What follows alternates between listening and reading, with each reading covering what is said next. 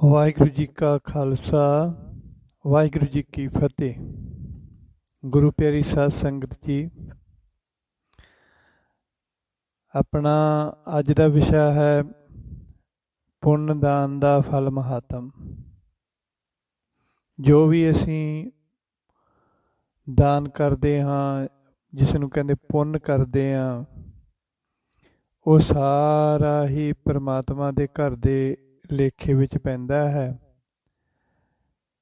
ਤਾਂ ਜਿਸ ਦਾ ਸਾਨੂੰ ਰਿਟਰਨ ਦੇ ਵਿੱਚ ਫਲ ਮਿਲਦਾ ਹੈ। ਜਿਸ ਤਰ੍ਹਾਂ ਕੋਈ ਇੱਛਾ ਰੱਖ ਕੇ ਪੁੰਨਦਾਨ ਕਰਦਾ ਤਾਂ ਉਸ ਨੂੰ ਉਸ ਦੀ ਇੱਛਾ ਦੇ ਮੁਤਾਬਕ ਫਲ ਮਿਲ ਜਾਂਦਾ।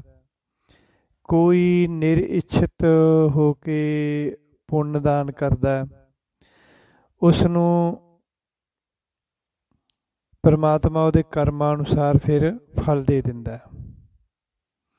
ਕੋਈ ਜਾਣੇ ਅਣਜਾਣੇ ਦੇ ਵਿੱਚ ਪੁੰਨਦਾਨ ਕਰ ਦਿੰਦਾ, ਪਰਮਾਤਮਾ ਉਹਨੂੰ ਉਹਦਾ ਵੀ ਫਲ ਦਿੰਦਾ, ਉਸ ਦਾ ਚੰਗਾ ਜੀਵਨ ਹੋ ਜਾਂਦਾ ਹੈ।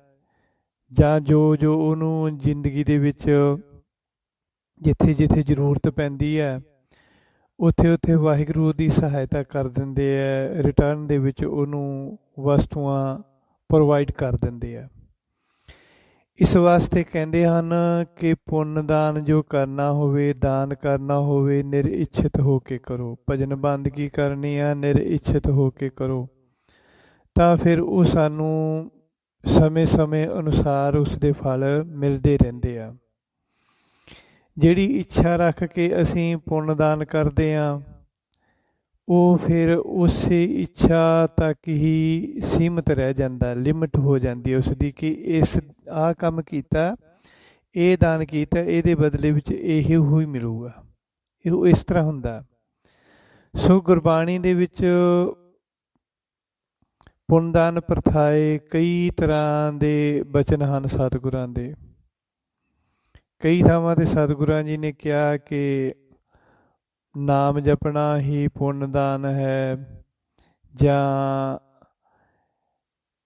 ਇਸ਼ਨਾਨ ਪ੍ਰਭੂ ਦਾ ਨਾਮ ਸਿਮਰਨ ਹੈ। ਸੋ ਆਪਾਂ ਇਸ 'ਤੇ ਵਿਚਾਰ ਕਰਾਂਗੇ। ਸੋ ਸਾਹਿਬ ਜੀ, ਸਤਿਗੁਰੂ ਸੱਚੇ ਪਾਤਸ਼ਾਹ ਜੀ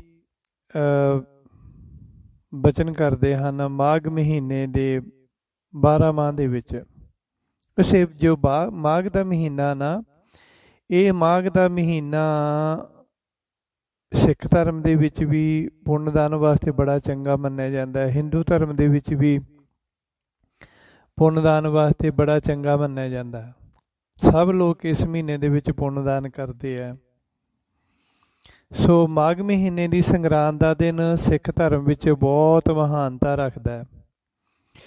ਇਸ ਦਿਨ ਉੱਤੇ 40 ਮੁਕਤਿਆਂ ਦੀ ਯਾਦ ਵਿੱਚ ਸ੍ਰੀ ਮੁਕਤਸਰ ਸਾਹਿਬ ਵਿਖੇ ਬਹੁਤ ਭਾਰੀ ਵੱਡਾ ਮੇਲਾ ਲੱਗਦਾ ਹੈ। ਸਿੱਖ ਸੰਗਤਾਂ ਪਵਿੱਤਰ ਸਰੋਵਰ ਵਿੱਚ ਇਸ਼ਨਾਨ ਕਰਕੇ ਮਾਘ ਮਹੀਨੇ ਦੀ ਸ਼ੁਰੂਆਤ ਕਰਦੀਆਂ ਹਨ।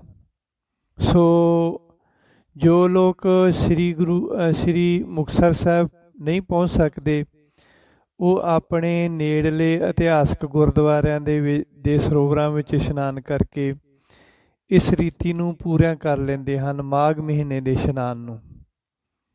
ਸੋ ਇਸ ਦਿਨ ਨੂੰ ਪੰਜਾਬੀ ਵਿੱਚ ਮਾਘੀ ਦਾ ਮੇਲਾ ਵੀ ਆਖਿਆ ਜਾਂਦਾ ਹੈ।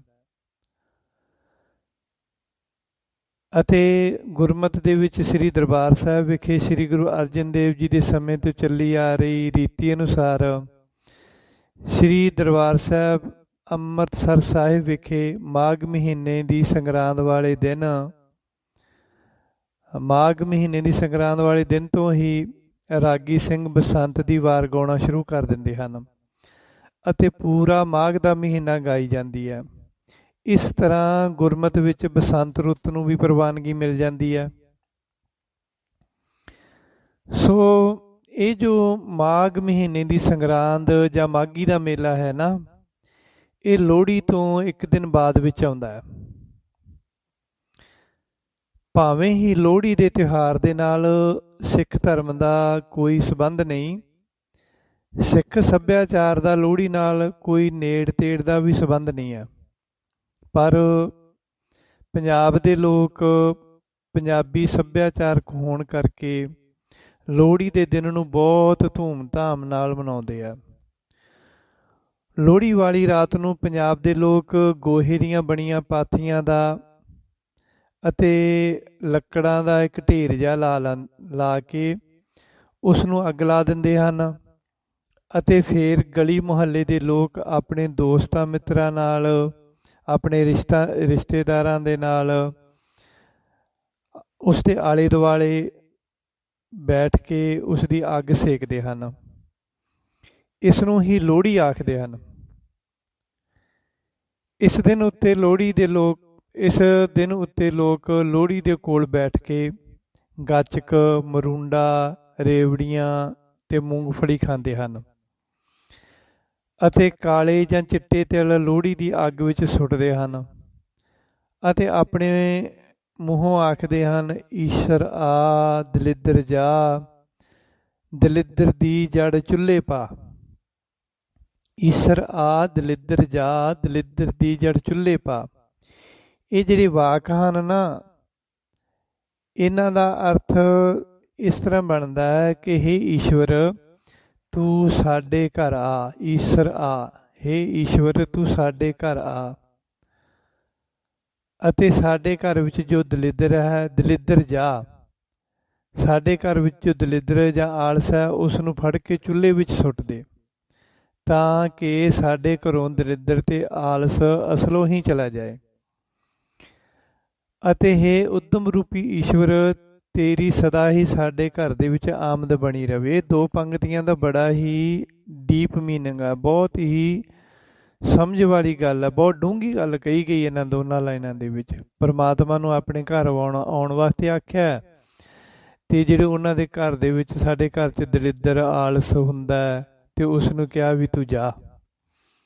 ਈਸ਼ਵਰ ਆਵੇ ਤਾਂ ਦਲਿੱਦਰ ਆਪਣੇ ਆਪ ਹੀ ਚਲਿਆ ਜਾਂਦਾ। ਸੋ ਇਸ ਤਰ੍ਹਾਂ ਹੁੰਦਾ। ਇਹਦਾ ਮਤਲਬ ਇੱਦਾਂ ਬਣਦਾ, ਜੇ ਉਸ ਗਲੀ ਮੁਹੱਲੇ ਵਿੱਚ ਕਿਸੇ ਦੇ ਘਰ ਇਸ ਸਾਲ ਲੜਕਾ ਪੈਦਾ ਹੋਇਆ ਹੋਵੇ ਤਾਂ ਉਹ ਮੱਚਦੀ ਹੋਈ ਲੋਹੜੀ ਕੋਲ ਆ ਕੇ ਆਪਣੀ ਖੁਸ਼ੀ ਨੂੰ ਦੂਜੇ ਲੋਕਾਂ ਦੇ ਨਾਲ ਸਾਂਝਾ ਕਰਦੇ ਆ ਅਤੇ ਆਪਣੇ ਵੱਲੋਂ ਸਾਰਿਆਂ ਨੂੰ ਗੁੜ, ਮੂੰਗਫਲੀ ਤੇ ਲੱਡੂ ਵੰਡਦੇ ਆ। ਲੋਹੜੀ ਦੀ ਰਾਤ ਨੂੰ ਪੰਜਾਬੀ ਲੋਕ ਆਪਣੇ ਘਰ ਵਿੱਚ ਦਾਲ, ਚਾਵਲ, ਮੋਠ ਤੇ ਹੋਰ ਚੀਜ਼ਾਂ ਮਿਲਾ ਕੇ ਖਿਚੜੀ ਬਣਾਉਂਦੇ ਆ ਅਤੇ ਦੂਸਰੇ ਦਿਨ ਮਾਘ ਦੀ ਸੰਗਰਾਂਦ ਨੂੰ ਸਵੇਰੇ ਦੁੱਧ ਦਹੀਂ ਰਲਾ ਕੇ ਖਾਂਦੇ ਆ। ਇਸ ਖਿਚੜੀ ਨੂੰ ਪੰਜਾਬੀ ਵਿੱਚ ਕਹਿੰਦੇ ਹਨ ਕਿ ਪੋਹ ਰਿੱਧੀ ਮਾਘ ਖਾਧੀ, ਮਤਲਬ ਪੋਹ ਦੇ ਵਿੱਚ ਬਣਾਈ ਸੀ, ਲੋਹੜੀ ਵਾਲੀ ਰਾਤ ਨੂੰ ਬਣਾਈ ਸੀ ਪੋਹ ਦੇ ਵਿੱਚ, ਤੇ ਸਵੇਰੇ ਉੱਠ ਕੇ ਮਾਘ ਵਾਲੇ ਦਿਨ, ਸੰਗਰਾਂਦ ਵਾਲੇ ਦਿਨ ਖਾਧੀ। ਤਾਂ ਕਹਿੰਦੇ ਆ, ਇਹ ਤੇ ਕਹਾਵਤ ਆ ਆਪਣੇ ਪੰਜਾਬ ਦੇ ਵਿੱਚ, ਪੋਹ ਰਿੱਧੀ ਮਾਘ ਖਾਧੀ। ਸੋ ਪੰਜਾਬੀ ਲੋਕਾਂ ਦਾ ਵਿਚਾਰ ਹੈ ਕਿ ਲੋਹੜੀ ਤੋਂ ਬਾਅਦ ਸਰਦੀ ਦਾ ਅਸਰ ਘਟ ਜਾਂਦਾ, ਕਿਉਂਕਿ ਅੱਗੋਂ ਬਸੰਤ ਰੁੱਤ ਸ਼ੁਰੂ ਹੋ ਜਾਂਦੀ ਹੈ। ਅਤੇ ਪੰਜਾਬੀਆਂ ਵਿੱਚ ਇਸ ਬਾਰੇ ਵੀ ਇੱਕ ਕਹਾਵਤ ਮਸ਼ਹੂਰ ਹੈ ਕਿ ਚੜ੍ਹਿਆ ਬਸੰਤ ਪਾਲਾ ਉਡੰਤ। ਚੜ੍ਹਿਆ ਬਸੰਤ ਪਾਲਾ ਉਡੰਤ। ਸੋ ਮਾਘੀ ਵਾਲੇ ਦਿਨ ਪੰਜਾਬ ਵਿੱਚ ਬਹੁਤ ਦਾਨ ਪੁੰਨ ਕੀਤਾ ਜਾਂਦਾ ਅਤੇ ਇਸ ਮਹੀਨੇ ਨੂੰ ਪਵਿੱਤਰ ਜਾਣ ਕੇ ਬਹੁਤ ਸਾਰੇ ਲੋਕ ਮਾਘ ਦਾ ਪੂਰਾ ਮਹੀਨਾ ਹਰ ਰੋਜ਼ ਸਵੇਰੇ ਉੱਠ ਕੇ ਇਸ਼ਨਾਨ ਕਰਦੇ ਆ। ਹਰ ਰੋਜ਼ ਸਵੇਰੇ ਉੱਠ ਕੇ ਇਸ਼ਨਾਨ ਕਰਦੇ ਆ। ਕੇਸੀ ਇਸ਼ਨਾਨ ਕਰਦੇ ਆ ਲੋਕ। ਇਸ਼ਨਾਨ ਤਾਂ ਡੇਲੀ ਕਰਦੇ ਆ ਆਪਾਂ, ਪਰ ਬਹੁਤ ਲੋਕਾਂ ਨੇ ਰੀਤ ਬਣਾਈ ਹੁੰਦੀ ਹੈ ਕਿ ਮਾਘ ਮਹੀਨੇ ਦੇ ਵਿੱਚ ਸਵੇਰੇ ਉੱਠ ਕੇ ਕੇਸੀ ਇਸ਼ਨਾਨ ਕਰੀਏ ਤਾਂ ਬਹੁਤ ਫਲ ਮਿਲਦਾ। ਹਿੰਦੂ ਧਰਮ ਵਿੱਚ ਵੀ ਮਾਘ ਮਹੀਨੇ ਦੀ ਸੰਗਰਾਂਦ ਨੂੰ ਬਹੁਤ ਮਨਾਇਆ ਜਾਂਦਾ। ਹਿੰਦੂ ਧਰਮ ਵਿੱਚ ਇਸ ਦਿਨ ਨੂੰ ਮੱਕਰ ਸੰਕ੍ਰਾਂਤੀ ਕਿਹਾ ਜਾਂਦਾ। ਇਸ ਦਿਨ ਉੱਤੇ ਹਿੰਦੂ ਲੋਕ ਤ੍ਰਿਵੇਣੀ ਤੀਰਥ ਉੱਤੇ ਤੇ ਹੋਰ ਕਈ ਸਥਾਨਾਂ ਉੱਤੇ ਇਕੱਠੇ ਹੁੰਦੇ ਹਨ, ਜਿੱਥੇ ਗੰਗਾ ਨਦੀ ਜਾਂ ਹੋਰ ਕੋਈ ਪਵਿੱਤਰ ਨਦੀ ਚੱਲਦੀ ਹੋਵੇ। ਉੱਥੇ ਇਕੱਠੇ ਹੋ ਕੇ ਇਸ਼ਨਾਨ ਕਰਦੇ ਆ ਅਤੇ ਬਹੁਤ ਤਰ੍ਹਾਂ ਦਾ ਪੁੰਨਦਾਨ ਕਰਦੇ ਆ। ਹਿੰਦੂ ਧਰਮ ਵਿੱਚ ਇਸ ਪੁਰਬ ਨੂੰ ਪੁੰਨਦਾਨ ਵਾਸਤੇ ਬਹੁਤ ਪਵਿੱਤਰ ਮੰਨਿਆ ਜਾਂਦਾ ਹੈ। ਇਸ ਦਿਨ ਉੱਤੇ ਸਿੱਖ ਵੀ ਆਪਣੇ ਆਪਣੇ ਗੁਰਦੁਆਰੇ ਸਾਹਿਬਾਨਾਂ ਵਿੱਚ ਬਹੁਤ ਦਾਨ ਕਰਦੇ ਆ, ਪਰ ਸਾਡੇ ਸਤਿਗੁਰਾਂ ਨੇ ਗੁਰਬਾਣੀ ਅੰਦਰ ਸੰਗਤਾਂ ਅਤੇ ਸਤਿਗੁਰਾਂ ਦੀ ਚਰਨ ਧੂੜੀ ਨੂੰ ਹੀ ਸੱਚਾ ਇਸ਼ਨਾਨ ਮੰਨਿਆ। ਪਰਮੇਸ਼ਰ ਦਾ ਨਾਮ ਜਪਣਾ ਤੇ ਸੁਣਨਾ, ਜੀਵਾਂ ਉੱਪਰ ਦਇਆ ਕਰਨੀ, ਇਹੋ ਹੀ ਵੱਡਾ ਪੁੰਨਦਾਨ ਮੰਨਿਆ। ਸਤਿਗੁਰੂ ਅਰਜਨ ਦੇਵ ਜੀ ਮਹਾਰਾਜ ਜੀ 12 ਮਾਹ ਸਾਹਿਬ ਦੀ ਪਾਵਨ ਬਾਣੀ ਦੇ ਵਿੱਚ ਬਚਨ ਕਰਦੇ ਹਨ। ਮਾਘ ਮੱਜਨ ਸੰਗ ਸਾਧੂਆ, ਧੂੜੀ ਕਰ ਇਸਨਾਨ, ਹਰ ਕਾ ਨਾਮ ਧਿਆਈ ਸੁਣ, ਸਭਨਾ ਨੂੰ ਕਰਦਾਨ।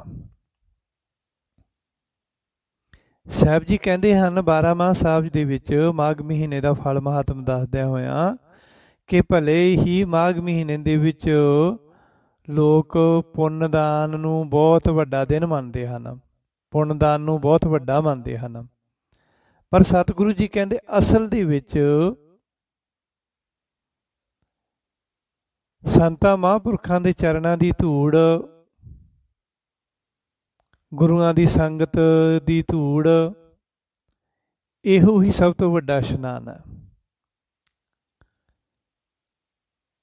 ਸਤਿਗੁਰਾਂ ਦੇ, ਸੰਤਾਂ ਮਹਾਂਪੁਰਖਾਂ ਦੇ ਤੇ ਸੰਗਤਾਂ ਦੇ ਚਰਨਾਂ ਦੀ ਧੂੜ ਆਪਣੇ ਮੱਥੇ ਨਾਲ ਲਾਉਣੀ, ਇਹੋ ਹੀ ਵੱਡਾ ਇਸ਼ਨਾਨ ਹੈ। ਸੋ ਧੂੜ ਦਾ ਮਤਲਬ ਇਹ ਵੀ ਹੁੰਦਾ ਹੈ ਕਿ ਚਰਨਾਂ ਦੀ ਧੂੜ, ਸੰਤਾਂ ਦੀ ਧੂੜ, ਮਹਾਂਪੁਰਖਾਂ ਦੀ ਧੂੜ, ਸਤਿਗੁਰਾਂ ਦੀ ਧੂੜ ਦਾ ਮਤਲਬ ਹੁੰਦਾ ਕਿ ਉਹਨਾਂ ਦੇ ਆਸ਼ੇ ਦੇ ਅਨੁਸਾਰ ਆਪਣਾ ਜੀਵਨ ਬਣਾਉਣਾ, ਉਹਨਾਂ ਦੇ ਆਸ਼ੇ ਅਨੁਸਾਰ ਚੱਲਣਾ, ਉਹਨਾਂ ਦੇ ਬਚਨ ਮੰਨਣੇ, ਉਹਨਾਂ ਦੀ ਆਗਿਆ ਦੇ ਵਿੱਚ ਰਹਿਣਾ। ਇਹ ਵੀ ਧੂੜ, ਇਸ ਨੂੰ ਵੀ ਸੰਤਾਂ ਮਹਾਂਪੁਰਖਾਂ ਦੀ ਧੂੜ, ਸਤਿਗੁਰਾਂ ਦੀ ਧੂੜ ਮੰਨਿਆ ਜਾਂਦਾ।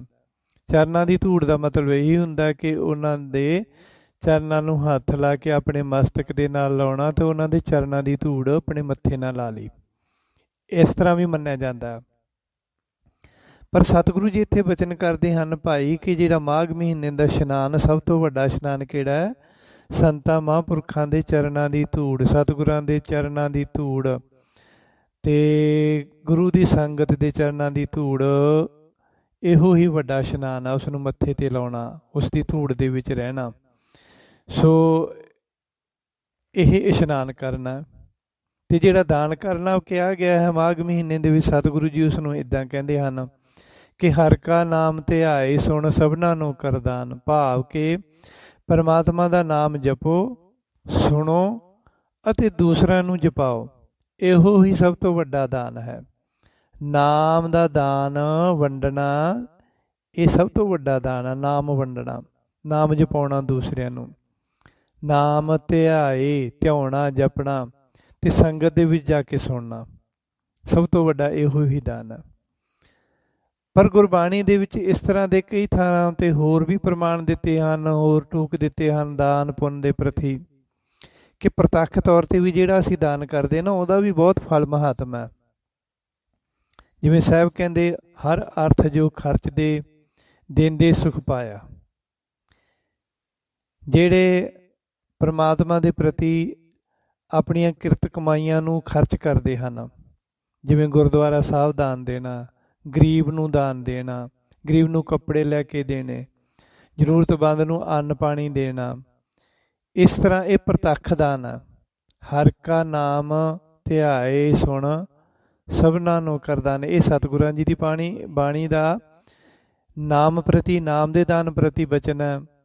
ਤੇ ਸਤਿਗੁਰਾਂ ਦਾ ਦੂਸਰਾ ਬਚਨ ਹੈ ਕਿ ਪੁੰਨ ਦਾਨ ਜੋ ਬੀਜਦੇ, ਸਭ ਧਰਮ ਰਾਏ ਕਹਿ ਜਾਏ। ਜੋ ਪੁੰਨ ਦਾਨ ਦੇ ਕਰਮ ਕਰਦੇ ਹਨ, ਲੋਕਾਂ ਦੀ ਸਹਾਇਤਾ ਕਰਦੇ ਹਨ, ਮਦਦ ਕਰਦੇ ਹਨ, ਲੋੜਵੰਦਾਂ ਦੀਆਂ ਜ਼ਰੂਰਤਾਂ ਪੂਰੀਆਂ ਕਰਦੇ ਹਨ, ਧਾਰਮਿਕ ਸਥਾਨਾਂ ਦੇ ਵਿੱਚ ਪੁੰਨ ਦਾਨ ਕਰਦੇ ਹਨ, ਲੰਗਰਾਂ ਦੇ ਵਿੱਚ ਵਸਤੂਆਂ ਦਾ ਦਾਨ ਕਰਦੇ ਹਨ, ਇਹਨਾਂ ਦੀ ਸਾਰੀ ਜੋ ਗਿਣਤੀ ਹੈ, ਹਿਸਾਬ ਕਿਤਾਬ, ਉਹ ਧਰਮਰਾਜ ਦੇ ਲੇਖੇ ਵਿੱਚ ਲਿਖਿਆ ਜਾਂਦਾ ਤੇ ਉਹਦੇ ਫਲ ਦੇ ਵਿੱਚ ਸਾਨੂੰ, ਉਹਦੇ ਇਵਜ਼ ਦੇ ਵਿੱਚ, ਰਿਟਰਨ ਦੇ ਵਿੱਚ ਸਾਨੂੰ ਉਹਦਾ ਫਲ ਮਿਲਦਾ ਹੈ।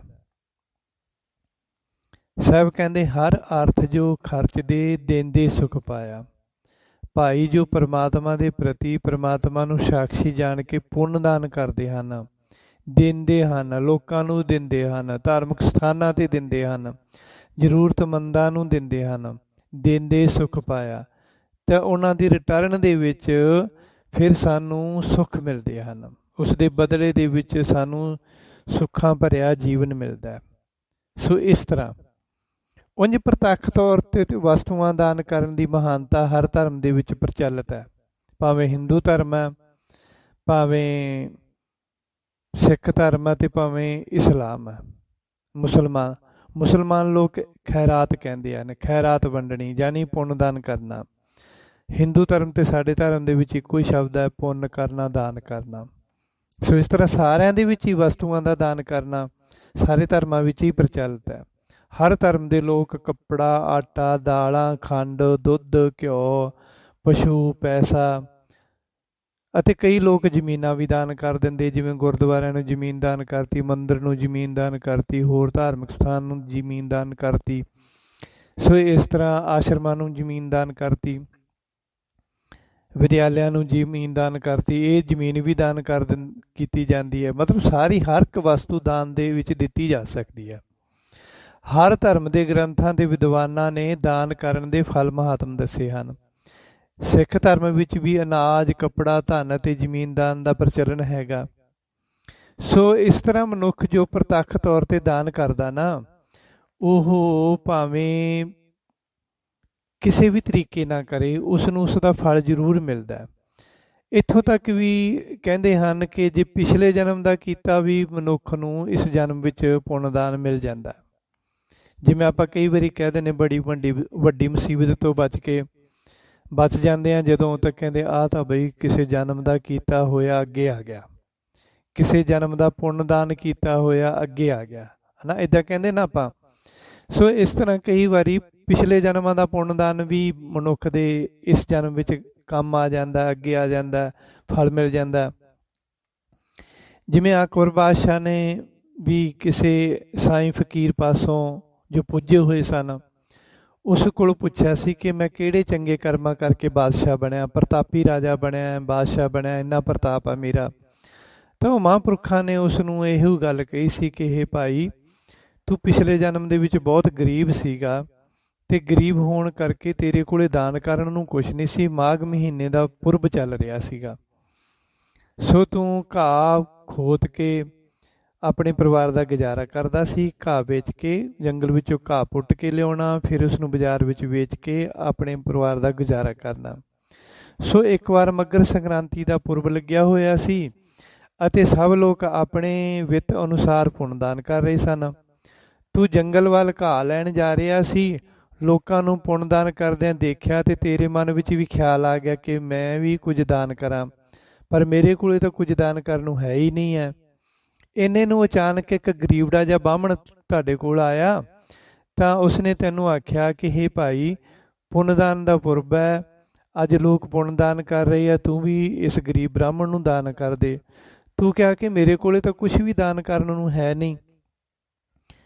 ਉਸ ਟਾਈਮ ਤੂੰ ਜੰਗਲ ਵੱਲ ਜਾ ਰਿਹਾ ਸੀ, ਤੇਰੇ ਹੱਥ ਦੇ ਵਿੱਚ ਇੱਕ ਦਾਤਰੀ ਪਕੜੀ ਹੋਈ ਸੀ ਘਾਹ ਕੱਟਣ ਨੂੰ, ਅਤੇ ਇੱਕ ਤਰੰਗੜੀ ਜਿਹਨੂੰ ਆਪਾਂ ਪੰਜਾਬੀ 'ਚ ਪੱਲੀ ਕਹਿ ਦਿੰਦੇ ਘਾਹ ਬੰਨ੍ਹਣ ਵਾਸਤੇ, ਇੱਕ ਤੇਰੇ ਕੋਲੇ ਤਰੰਗੜੀ ਸੀ। ਸੋ ਉਹ ਬ੍ਰਾਹਮਣ ਕਹਿਣ ਲੱਗਿਆ ਕਿ ਹੇ ਭਾਈ, ਤੂੰ ਮੈਨੂੰ ਆਹ ਦਾਤਰੀ ਅਤੇ ਤਰੰਗੜੀ ਦਾਨ ਕਰ ਦੇ।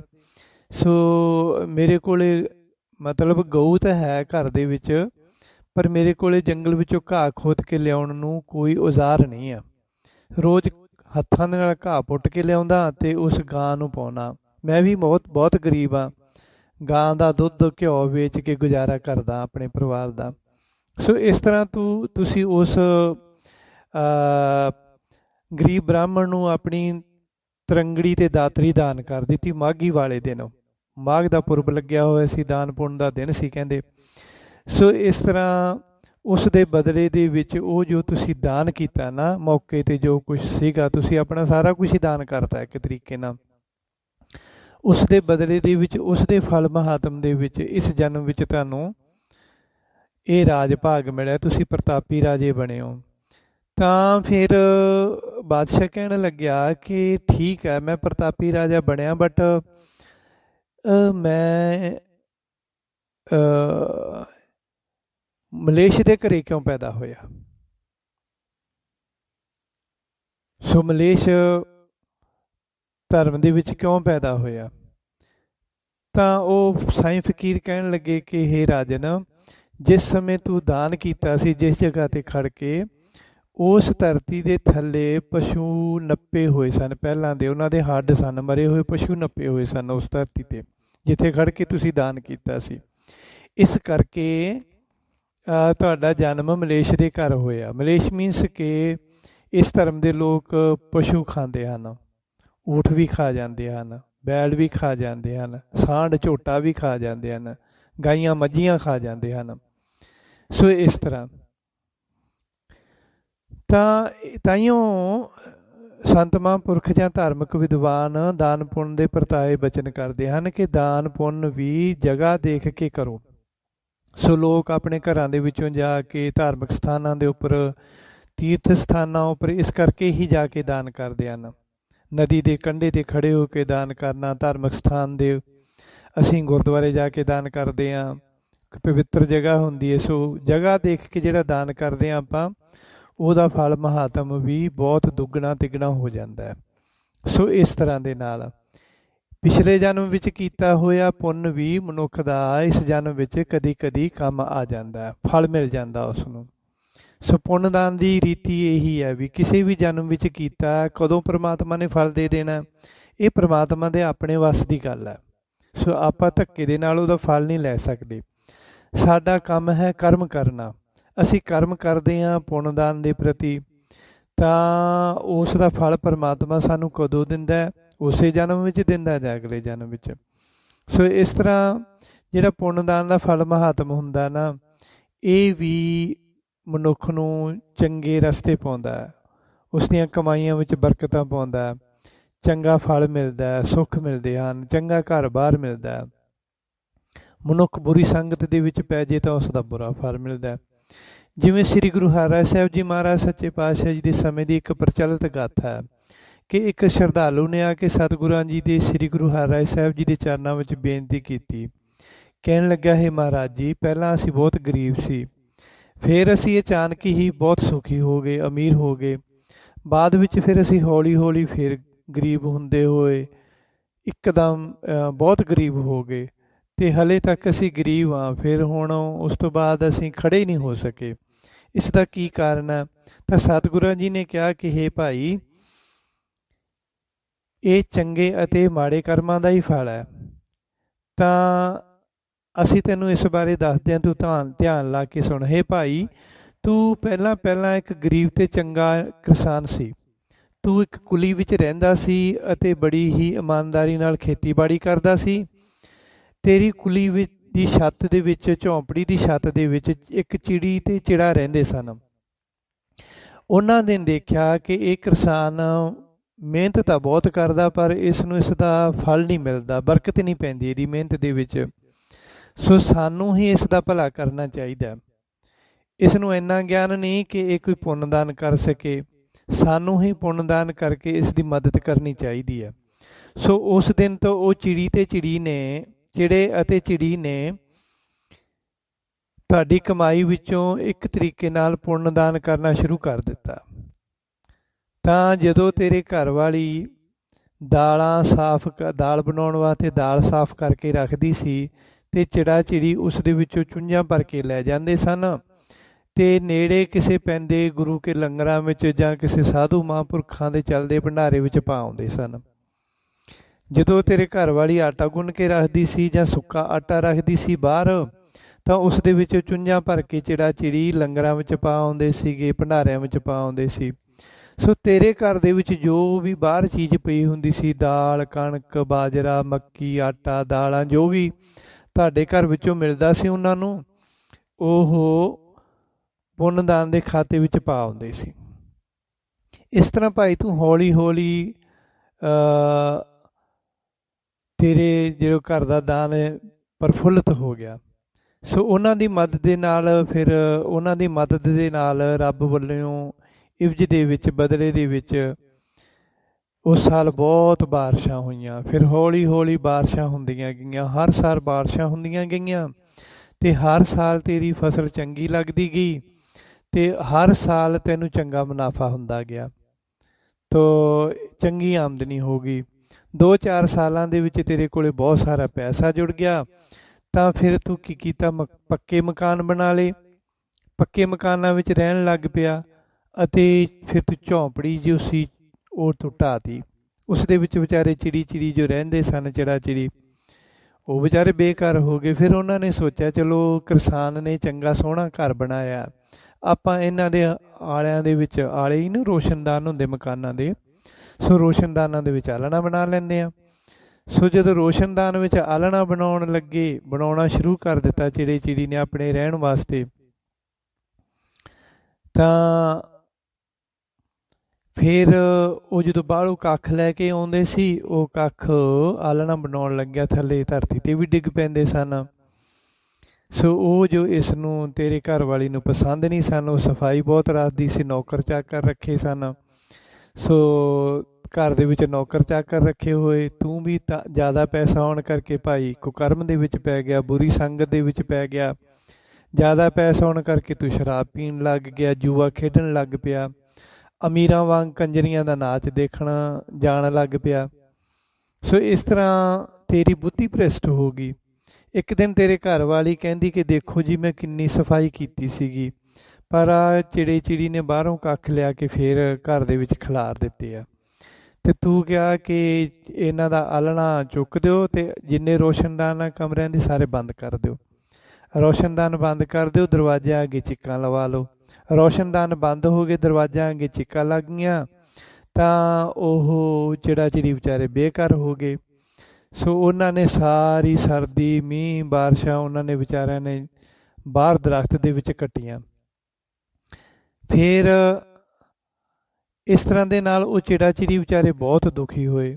ਉਹਨਾਂ ਨੇ ਦੇਖਿਆ ਕਿ ਇਹ ਜੋ ਕਿਸਾਨ ਹੈ ਨਾ, ਇਹ ਹੁਣ ਚੰਗੇ ਪੈਸੇ ਆਉਣ ਕਰਕੇ ਬਾਹਲਾ ਸੁਖੀ ਹੋ ਗਿਆ, ਅਤੇ ਸੁਖੀ ਹੋ ਕੇ ਕੁਕਰਮਾਂ ਦੇ ਵਿੱਚ ਪੈ ਗਿਆ, ਹੰਕਾਰੀ ਹੋ ਗਿਆ। ਸਾਡਾ ਤਾਂ ਚਲੋ ਕੋਈ ਨਹੀਂ, ਅਸੀਂ ਤਾਂ ਕਿਸੇ ਹੋਰ ਝੌਂਪੜੀ ਵਿੱਚ ਜਾ ਰਵਾਂਗੇ, ਪਰ ਇਸ ਨੂੰ ਇਸ ਦੇ ਦੁਸ਼ਕਰਮਾਂ ਦਾ ਫਲ ਜ਼ਰੂਰ ਮਿਲਣਾ ਚਾਹੀਦਾ। ਇਹ ਗੁਰੂ ਦੀ ਦਿੱਤੀ ਦਾਤ ਦਾ ਦੁਰਉਪਯੋਗ ਕਰ ਰਿਹਾ। ਉਸ ਦਿਨ ਤੋਂ ਬਾਅਦ ਉਹ ਚਿੜਾ ਚਿੜੀ ਤਾਂ ਝੌਂਪੜੀ ਛੱਡ ਕੇ ਚਲੇ ਗਏ, ਘਰ ਛੱਡ ਕੇ ਚਲੇ ਗਏ, ਅਤੇ ਉਹਨਾਂ ਨੇ ਜਾਣ ਲੱਗਿਆ ਪ੍ਰਮਾਤਮਾ ਅੱਗੇ ਪ੍ਰਾਰਥਨਾ ਕੀਤੀ ਕਿ ਹੇ ਪ੍ਰਭੂ, ਤੇਰੇ ਘਰੋਂ ਮਿਲੀਆਂ ਦਾਤਾਂ ਨੂੰ ਲੈ ਕੇ ਇਹ ਹੰਕਾਰੀ ਬੰਦਾ ਹੰਕਾਰ ਕਰ ਬੈਠਾ, ਬੁਰੀ ਸੰਗਤ ਦੇ ਵਿੱਚ ਪੈ ਕੇ ਪਾਪ ਕੁਕਰਮ ਕਰਨ ਲੱਗ ਪਿਆ।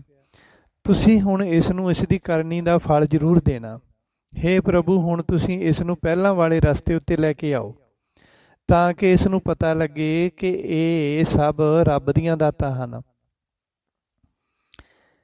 ਫਿਰ ਉਹ ਕਿਸਾਨ ਦਾ ਸਾਰਾ ਧਨ ਹੌਲੀ ਹੌਲੀ ਕੰਜਰੀ ਅਤੇ ਜੂਏ ਦੇ ਰਾਹੀਂ ਖਤਮ ਹੋ ਗਿਆ, ਅਤੇ ਫਿਰ ਉਹ ਕਿਸਾਨ ਉੱਚੇ ਮਹਿਲਾਂ ਤੋਂ ਫਿਰ ਕੁੱਲੀ ਵਿੱਚ ਆ ਗਿਆ, ਔਖੀ ਖੇਤੀ ਕਰਕੇ ਆਪਣਾ ਗੁਜ਼ਾਰਾ ਕਰਨ ਲੱਗਿਆ।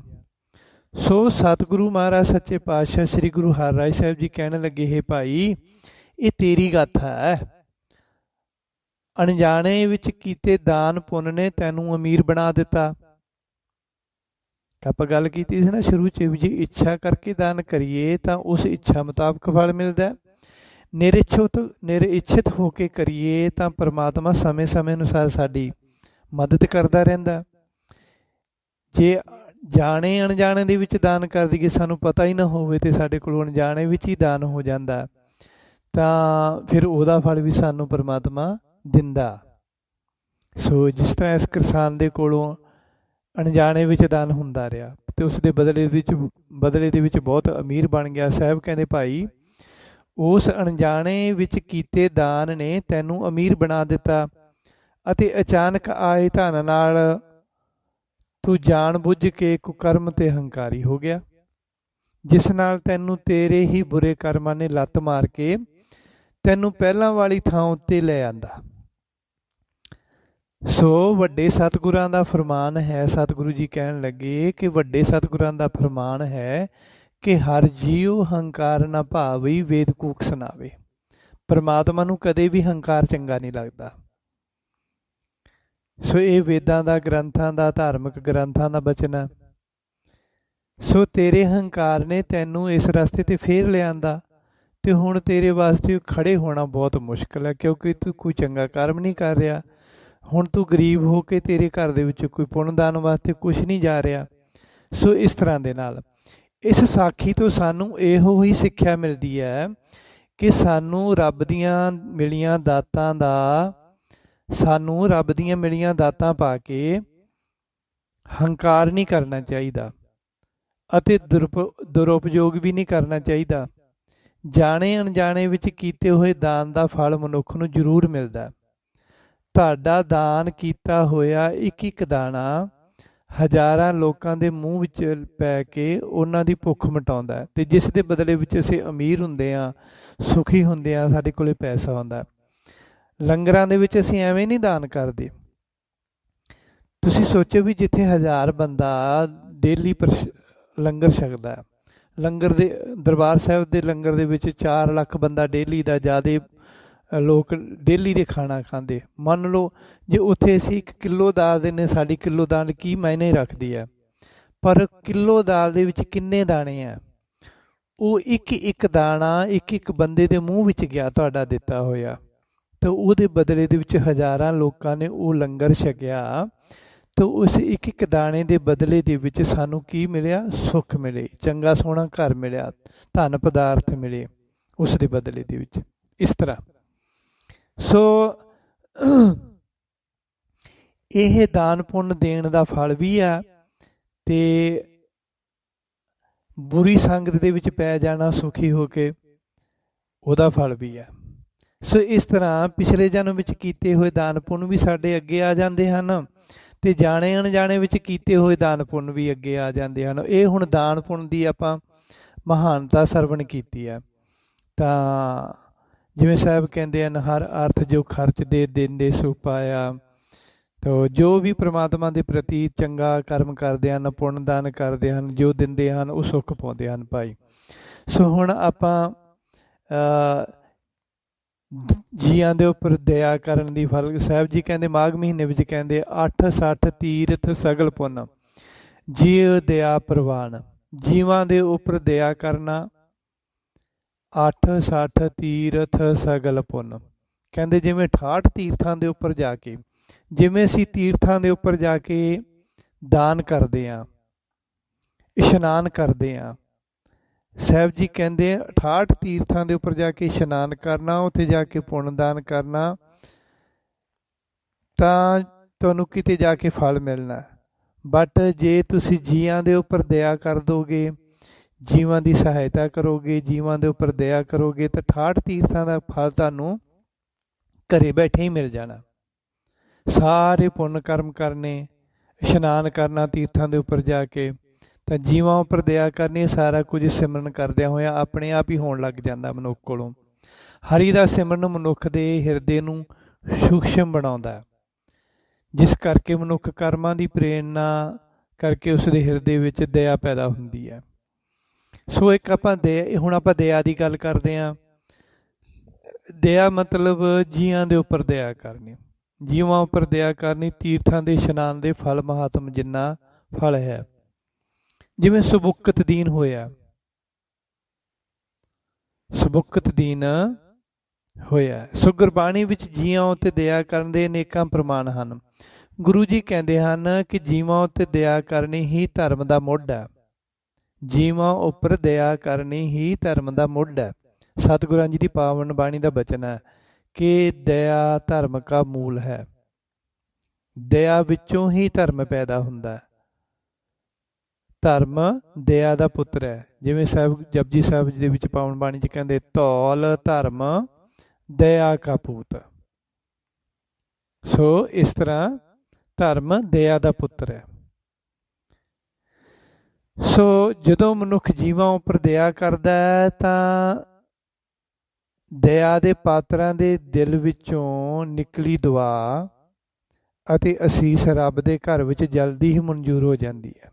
ਜਿਸ ਦੇ ਉੱਪਰ ਅਸੀਂ ਦਇਆ ਕਰਦੇ ਹਾਂ, ਉਹਨਾਂ ਦੇ ਦਿਲ ਦੇ ਵਿੱਚੋਂ ਨਿਕਲੀ ਹੋਈ ਅਸੀਸ ਜਾਂ ਦੁਆ ਰੱਬ ਦੇ ਘਰ ਵਿੱਚ ਜਲਦੀ ਹੀ ਮਨਜ਼ੂਰ ਹੋ ਜਾਂਦੀ ਆ ਅਤੇ ਉਸ ਦਾ ਫਲ ਵੀ ਮਨੁੱਖ ਨੂੰ ਜਲਦੀ ਮਿਲ ਜਾਂਦਾ।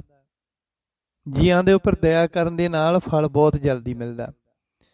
ਅਰਬ ਦੇਸ਼ ਗਜਨੀ ਸ਼ਹਿਰ ਵਿੱਚ ਇੱਕ ਸਬੁਕਤ ਦੀਨ ਨਾਮ ਦਾ ਬੜਾ ਅਮੀਰ ਵਿਅਕਤੀ ਰਹਿੰਦਾ ਸੀ। ਉਸ ਨੂੰ ਸ਼ਿਕਾਰ ਖੇਡਣ ਦਾ ਬਹੁਤ ਸ਼ੌਂਕ ਸੀ। ਸੋ ਉਹ ਇੱਕ ਵਾਰ ਜੰਗਲ ਵਿੱਚ ਸ਼ਿਕਾਰ ਖੇਡਣ ਗਿਆ ਤਾਂ ਉਸ ਨੂੰ ਇੱਕ ਹਿਰਨੀ ਆਪਣੇ ਬੱਚੇ ਸਮੇਤ ਦਿਖਾਈ ਦਿੱਤੀ। ਉਸਨੇ ਉਹਨਾਂ ਨੂੰ ਫੜਨ ਵਾਸਤੇ ਉਹਨਾਂ ਦੇ ਮਗਰ ਆਪਣਾ ਘੋੜਾ ਦੌੜਾਇਆ। ਹਿਰਨੀ ਦਾ ਬੱਚਾ ਪਿੱਛੇ ਰਹਿ ਗਿਆ ਤਾਂ ਸਬੁਕਤਦੀਨ ਨੇ ਉਸ ਨੂੰ ਫੜ ਲਿਆ। ਉਸ ਨੂੰ ਲੈ ਕੇ ਸਬੁਕਤਦੀਨ ਉਸ ਬੱਚੇ ਨੂੰ ਲੈ ਕੇ ਆਪਣੇ ਘਰ ਵਾਪਸ ਆਉਣ ਲੱਗਾ। ਮਮਤਾ ਦੀ ਮਾਰੀ ਹਿਰਨੀ ਵੀ ਉਸ ਦੇ ਮਗਰ ਮਗਰ ਆਉਣ ਲੱਗੀ। ਉਸ ਨੂੰ ਆਪਣੇ ਬੱਚੇ ਦੇ ਵਿਛੜ ਜਾਣ ਦਾ ਬਹੁਤ ਦੁੱਖ ਸੀ ਅਤੇ ਉਹ ਹਰ ਹਾਲਤ ਦੇ ਵਿੱਚ ਆਪਣੇ ਬੱਚੇ ਨੂੰ ਪ੍ਰਾਪਤ ਕਰਨਾ ਚਾਹੁੰਦੀ ਸੀ। ਸਬੁਕਤਦੀਨ ਨੇ ਜਦ ਪਿੱਛੇ ਮੁੜ ਕੇ ਦੇਖਿਆ ਕਿ ਹਿਰਨੀ ਉਸ ਦੇ ਪਿੱਛੇ ਪਿੱਛੇ ਆ ਰਹੀ ਹੈ,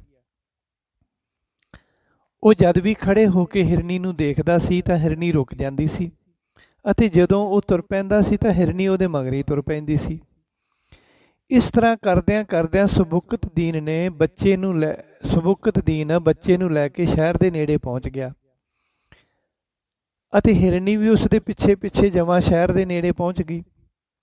ਸਬੁਕਤਦੀਨ ਨੇ ਸੋਚਿਆ ਕਿ ਇਹ ਹਿਰਨੀ ਆਪਣੇ ਬੱਚੇ ਦੇ ਮੂੰਹ ਵਿੱਚ ਆਪਣੀ ਜਾਨ ਦੀ ਵੀ ਪਰਵਾਹ ਨਹੀਂ ਕਰ ਰਹੀ। ਜੇ ਇਹ ਸ਼ਹਿਰ ਵਿੱਚ ਚਲੀ ਗਈ ਤਾਂ ਸ਼ਹਿਰ ਦੇ ਮਨੁੱਖ ਜਾਂ ਕੁੱਤੇ ਇਸ ਨੂੰ ਮਾਰ ਦੇਣਗੇ। ਉਸਨੇ ਦੇਖਿਆ ਕਿ ਮਾਂ ਆਪਣੇ ਬੱਚੇ ਦਾ ਵਿਛੋੜਾ ਬਰਦਾਸ਼ਤ ਨਹੀਂ ਕਰ ਰਹੀ ਅਤੇ ਜਾਣਦਿਆਂ ਹੋਇਆਂ ਵੀ ਕਿ ਸ਼ਹਿਰ ਵਿੱਚ ਲੋਕਾਂ ਨੇ ਮੈਨੂੰ ਮਾਰ ਦੇਣਾ, ਫਿਰ ਵੀ ਮੇਰੇ ਪਿੱਛੇ ਪਿੱਛੇ ਆਈ ਜਾਂਦੀ ਆ। ਇਹ ਸੋਚ ਕੇ ਸਬੁਕਤਦੀਨ ਦੇ ਮਨ ਦੇ ਵਿੱਚ ਦਇਆ ਆ ਗਈ ਤੇ ਉਸਨੇ ਉਸ ਹਿਰਨੀ ਦੇ ਉੱਪਰ ਦਇਆ ਕਰਕੇ ਬੱਚੇ ਨੂੰ ਛੱਡ ਦਿੱਤਾ। ਤਾਂ ਬੱਚਾ ਭੱਜ ਕੇ ਆਪਣੀ ਮਾਂ ਹਿਰਨੀ ਦੇ ਕੋਲ ਚਲਾ ਗਿਆ। ਜਦ ਬੱਚਾ ਆਪਣੀ ਮਾਂ ਹਿਰਨੀ ਦੇ ਕੋਲ ਗਿਆ ਤਾਂ ਹਿਰਨੀ ਨੇ ਪਹਿਲਾਂ ਆਪਣੇ ਬੱਚੇ ਨੂੰ ਸਾਰੇ ਪਾਸਿਆਂ ਤੋਂ ਚੰਗੀ ਤਰ੍ਹਾਂ ਸੁੰਘਿਆ ਅਤੇ ਫਿਰ ਚੱਟਿਆ ਚੁੰਮਿਆ। ਫਿਰ ਉਹ ਉੱਪਰ ਨੂੰ ਮੂੰਹ ਕਰਕੇ ਕਿੰਨਾ ਹੀ ਚਿਰ ਖੜੀ ਰਹੀ। ਫਿਰ ਹਿਰਨੀ ਆਪਣੇ ਬੱਚੇ ਨੂੰ ਚੰਗੀ ਤਰ੍ਹਾਂ ਦੇਖ ਕੇ, ਚੁੰਮ ਕੇ, ਚੱਟ ਕੇ ਫਿਰ ਉੱਪਰ ਨੂੰ ਮੂੰਹ ਕਰਕੇ ਕਿੰਨਾ ਹੀ ਦੇਰ ਖੜੀ ਰਹੀ। ਬਾਅਦ ਵਿੱਚ ਉਹ ਸ਼ੁਕਰਾਨੇ ਜਿਹੇ ਵਾਲੀ ਨਜ਼ਰ ਦੇ ਨਾਲ ਹਿਰਨੀ ਸ਼ੁਕਰਾਨੇ ਜਿਹੇ ਨਜ਼ਰ ਵਾਲੀ ਨਜ਼ਰ ਨਾਲ ਸਬੁਕਤਦੀਨ ਵੱਲ ਦੇਖਦੀ ਹੋਈ ਆਪਣੇ ਬੱਚੇ ਨੂੰ ਲੈ ਕੇ ਜੰਗਲ ਵਿੱਚ ਚਲੀ ਗਈ। ਇਹ ਦੇਖ ਕੇ ਸਬੁਕਤਦੀਨ ਬਹੁਤ ਹੈਰਾਨ ਹੋਇਆ ਅਤੇ ਆਪਣੇ ਘਰ ਚਲਾ ਗਿਆ। ਜਦ ਉਹ ਖਾਣਾ ਖਾਣ ਤੋਂ ਬਾਅਦ ਰਾਤ ਨੂੰ ਸੁੱਤਾ ਤਾਂ ਉਸ ਨੂੰ ਇੱਕ ਸੁਪਨਾ ਆਇਆ। ਉਸ ਸੁਪਨੇ ਵਿੱਚ ਉਸ ਨੂੰ ਖੁਦਾ ਦੇ ਨੂਰ ਦੇ ਦਰਸ਼ਨ ਹੋਏ। ਉਸ ਨੂਰ ਵਿੱਚੋਂ ਆਵਾਜ਼ ਆਈ, ਹੇ ਸਬੁਕਤਦੀਨ, ਹਿਰਨੀ ਉੱਤੇ ਰਹਿਮ ਕਰਕੇ ਤੂੰ ਬਹੁਤ ਚੰਗਾ ਕੰਮ ਕੀਤਾ। ਤੂੰ ਇੱਕ ਬੱਚੇ ਦੀ ਜਾਨ ਬਖਸ਼ ਕੇ ਉਸ ਨੂੰ ਉਸ ਦੀ ਮਾਂ ਨਾਲ ਮਿਲਾ ਦਿੱਤਾ। ਸਬੁਕਤਦੀਨ ਨੇ ਕਿਹਾ, ਐ ਖੁਦਾ, ਪਰ ਮੈਨੂੰ ਇਹ ਸਮਝ ਨਹੀਂ ਆਈ ਕਿ ਜਦ ਮੈਂ ਹਿਰਨੀ ਦੇ ਬੱਚੇ ਨੂੰ ਛੱਡਿਆ ਸੀ ਤਾਂ ਬੱਚਾ ਆਪਣੀ ਮਾਂ ਕੋਲ ਚਲਾ ਗਿਆ। ਫਿਰ ਉਹ ਹਿਰਨੀ ਨੇ ਆਪਣੇ ਬੱਚੇ ਨੂੰ 4 ਚੁਫੇਰੇ ਤੋਂ ਸੁੰਘਿਆ ਕਿਉਂ? ਫਿਰ ਉਹ ਉੱਪਰ ਨੂੰ ਮੂੰਹ ਕਰਕੇ ਕਿੰਨੀ ਦੇਰ ਖੜੀ ਰਹੀ? ਮੈਂ ਜਾਣਨਾ ਚਾਹੁੰਦਾ ਹਾਂ ਕਿ ਇਸ ਤਰ੍ਹਾਂ ਉਹ ਕੀ ਕਰ ਰਹੀ ਸੀ। ਇਹ ਮਾਜਰਾ ਮੈਨੂੰ ਸਮਝ ਨਹੀਂ ਆਇਆ। ਉਸ ਨੂਰ ਵਿੱਚੋਂ ਆਵਾਜ਼ ਆਈ ਕਿ ਹੇ ਸਬੁਕਤਦੀਨ, ਜਦੋਂ ਤੂੰ ਬੱਚੇ ਨੂੰ ਛੱਡਿਆ ਤਾਂ ਉਹ ਮਾਂ ਕੋਲ ਗਿਆ ਤਾਂ ਮਾਂ ਹਿਰਨੀ ਨੇ ਉਸ ਨੂੰ ਸਾਰੇ ਪਾਸਿਆਂ ਤੋਂ ਸੁੰਘ ਕੇ ਦੇਖਿਆ ਕਿ ਕੀ ਉਸ ਦਾ ਬੱਚਾ ਸਹੀ ਸਲਾਮਤ ਹੈ, ਉਸ ਨੂੰ ਕੋਈ ਚੋਟ ਤਾਂ ਨਹੀਂ ਲੱਗੀ।